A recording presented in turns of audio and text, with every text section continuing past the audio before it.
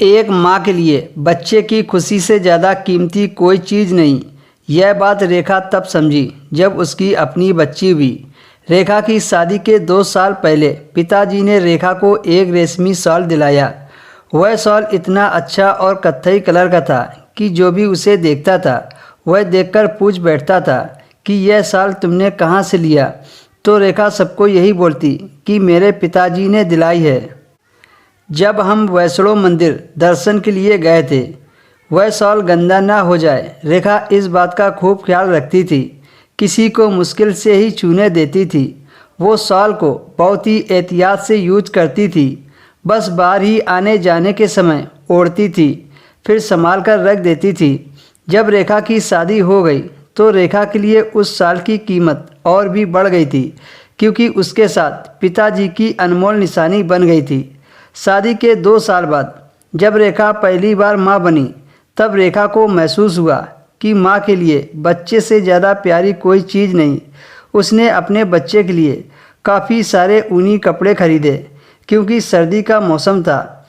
जब बच्ची 3 महीने की थी तभी रेखा की एक क्लासमेट की शादी थी। उसके बहुत जोर देने पर रेखा शादी में जाने के लिए तैयार हो गई। रेखा ने बेटी को खूब गर्म कपड़े पहनाकर और खुद पिताजी की दी हुई कत्थई शाल को ओढ़कर रेखा निकली। बाहर काफ़ी तेज़ हवा चल रही थी। बेटी को ठंड से बचने के लिए रेखा ने आओ देखा न ताओ तुरंत उस शॉल से उसे लपेट दिया। रेखा ने देखा कि उस शॉल की गर्माहट से और मुलायम होने से बेटी को बहुत आराम मिल रहा था। तभी रेखा ने यह सोच लिया कि अब इस शॉल को अपनी बेटी को ओढ़ाएगी। अब पूरी सर्दी बेटी को उस शॉल में लपेट कर रखती या सोते समय ऊपर से ओढ़ा देती। उसी समय रेखा की माँ रेखा के पास आई अपनी नाती से मिलने।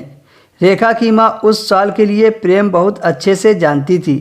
पिताजी का दिया हुआ शॉल बेटी को ओढ़ाने के निश्चय सुनकर उन्होंने हंसते हुए रेखा से कहा, सोच लो रेखा, अगर मुन्नी ने सूसू कर दी या फिर दूध पीकर उल्टी कर दी तो शॉल तुम्हें धुलनी पड़ जाएगी। यह बात सुनकर रेखा समझ गई कि उसकी माँ ऐसा क्यों कह रही है, क्योंकि वह जानती थी कि रेखा को इस शॉल से कितना लगाव है। तभी रेखा बोली, माँ मेरी मुन्नी को आराम मिलना चाहिए, बस मुझे इसके आगे कोई भी चीज़ अब उतनी कीमती नहीं लगती है। रेखा की माँ भी रेखा को नई नई बनी माँ की ममता महसूस कर रही थी। उनकी आंखों में खुशी के आंसू भर आए। अपने आंसुओं को छुपाकर वो उससे मुंह फेरकर बोली, मैं तेरे लिए पानी लेकर आती हूँ। इतना कहकर वो किचन में चली गई। दोस्तों, कहानी आपको कैसी लगी कमेंट करके ज़रूर बताएं। दोस्तों, कहानी पसंद आई हो तो वीडियो को लाइक कर दें, शेयर कर दें।